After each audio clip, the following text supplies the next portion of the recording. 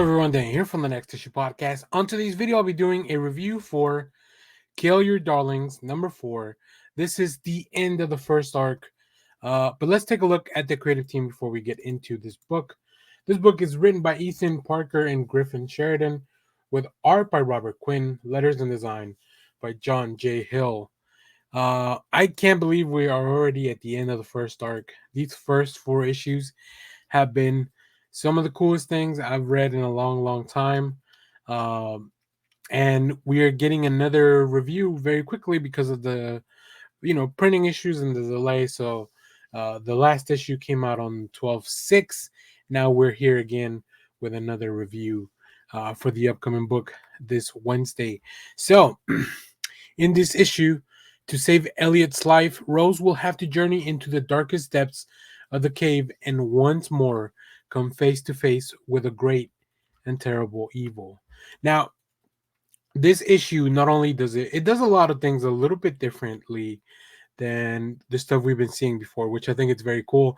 I think it's really interesting how the creative team still kind of finds ways to present things in a new way for the book, right? Keep us guessing, some changing expectations. So yeah, there's definitely a little bit of a change of pace, if you will, as to how we begin the books. Now, if you have seen from the first 3 issues, we begin with flashbacks to a time that we don't really know much about yet. Multiple different time eras, multiple characters that maybe we have been given some clues, but up until this point, we don't really know the full context of how the story is being presented. But things are definitely coming to fruition. I think there'll be some really cool payoffs, specifically in this issue. So very interested in how that follows up in the story. I think another thing that this book does very well is just make you care about both Rose and Elliot and their friendship and all the things that they're going through. And of course, there's some really dark stuff happening. Like, this is probably when I was finished reading this issue, like I was kind of almost physically upset by everything that had been going on, but it's such an interesting story and it's so well done. Um, because we are getting to talk to or hear from this great and terrible evil, John J. Hill's work comes to the forefront as we get that the yellow lettering with the black background once again, which looks very cool. And then Bob Quinn again, just really using all the tools, especially the coloring, to really guide and run through the pace of the book. So let's bring in some of the preview art here.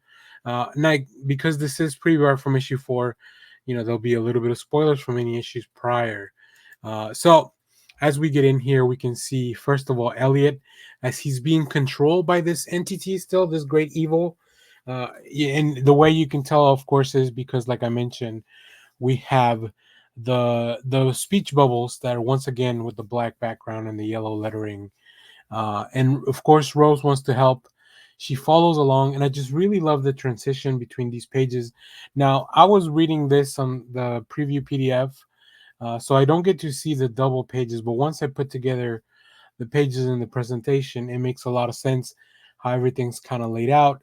I love that, you have these really long, thin panels to show the movement, show the pacing, and then show how we pretty much run out of light in the middle of this tunnel, but then we kind of start coming in through the other end.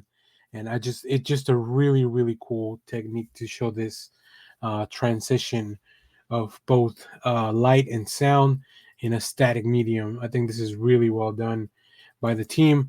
And then we get into a little bit more of an action, a couple of action pages as Rose is finally confronted by Elliot, who is being controlled right now. So what is Rose to do? She doesn't want to hurt her friend. She wants to save her friend. Also, she's at this point a little bit defenseless because she doesn't really have a way to strike back. So we definitely play a lot with that idea. And there's some really cool stuff that happens later on where the team just kind of keeps all the expectations that you have about where this book is going. I feel like they are kind of we have a lot of twists and turns that kind of don't even I don't even know what to expect next, really. So Very cool stuff. We probably get my favorite Ryan Stegman cover as well for the variant in this issue.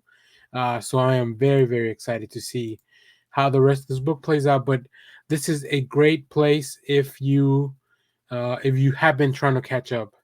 Go ahead and catch up all the way to issues 1 through 4, and definitely you'll see exactly what I'm talking about when it comes to this story, as it just kind of keeps getting crazier and crazier. So if you have read this book, let me know what you thought about it down in the comments. As always, thank you for watching, everyone. Remember to share, like, subscribe, hit the bell so you know when we go live. That is most Saturdays, 10 a.m. Central Standard Time. Stay tuned. We have more comic reviews, trailer reactions, TV recaps, all that fun stuff here in the channel. Thanks for watching, everyone. Bye-bye.